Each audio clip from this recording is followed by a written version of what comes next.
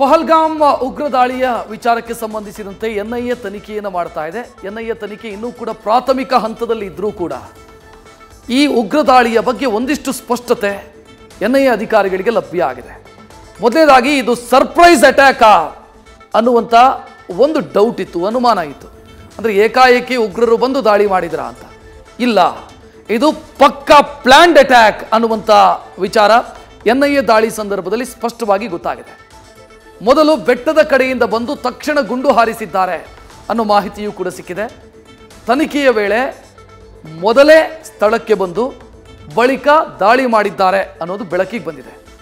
April 22ನೇ ತಾರೀಕು food stall ಬಳಿ ಇಬ್ಬರು ಉಗ್ರರು ಸುಮ್ಮನೆ ಕೂತಿದ್ರು. ಬೈಸರನ್ ವ್ಯಾಲಿಯಲ್ಲಿರುವಂಥ ಫುಡ್ ಸ್ಟಾಲ್ ಬಳಿ ಉಗ್ರರು ಬಂದು ಕೂತಿದ್ರು.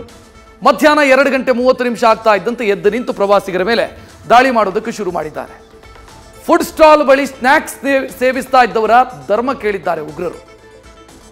ಕರ್ನಾಟಕದಲ್ಲಿ ಕೆಲ ಅತಿ ಬುದ್ಧಿವಂತರು, ಪಾಕಿಸ್ತಾನದ ಡ್ಯಾಶ್ ಸಂಜಾತರು ಎಲ್ಲ ಸಂಶೋಧನೆಯನ್ನು ಮಾಡಿದರು.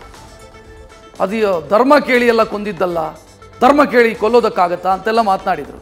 ಅವರೆಲ್ಲ ಕರೆಕ್ಟಾಗಿ ಕೇಳ್ಕೋಬೇಕಿದನ್ನು. ಹಿಂದೂಗಳು ಅಂತ ಗೊತ್ತಾದ ನಂತರನೇ ಗುಂಡಿನ ದಾಳಿ ಮಾಡಿರೋದು. ಇದು ಎನ್ಐಎ ತನಿಖೆಯಲ್ಲಿ ಸ್ಪಷ್ಟವಾಗಿ ಗೊತ್ತಾಗಿದೆ. ಹಿಂದೂಗಳು ಅಂತ ಐಡೆಂಟಿಫೈ ಮಾಡಿಯೇ ಕೊಂದು ಹಾಕಿರೋದು. ಕೆಲವೇ ನಿಮಿಷದಲ್ಲಿ 4 ಆರಂಭದಲ್ಲಿ ಗುಂಡು ಹಾರಿಸಿ ಉಗ್ರರು ಕೊಂದಿದ್ದಾರೆ. 4 ಮಂದಿ ಪ್ರವಾಸಿಗರ ಹತ್ಯೆ ಆಗ್ತಾ ಇದ್ದಂತೆ ಭಯಗೊಂಡಂಥ ಇತರರು ವಿಚಲಿತವಾಗಿ ಓಡಿ ಹೋಗುವಂಥ ಪ್ರಯತ್ನವನ್ನು ಮಾಡಿದ್ದಾರೆ. ಸುಮಾರು 20ರಿಂದ 30 ನಿಮಿಷದವರೆಗೆ ಬೈಸರನ್ ವ್ಯಾಲಿಯಲ್ಲಿ ಉಗ್ರರು ಅಟ್ಟಹಾಸ ಮೆರೆದಿದ್ದಾರೆ. ನ್ಯೂಸ್ ಫಸ್ಟ್ ನಿರ್ಭೀತಿಯಿಂದ ನಿಮ್ಮ ಪರವಾಗಿ.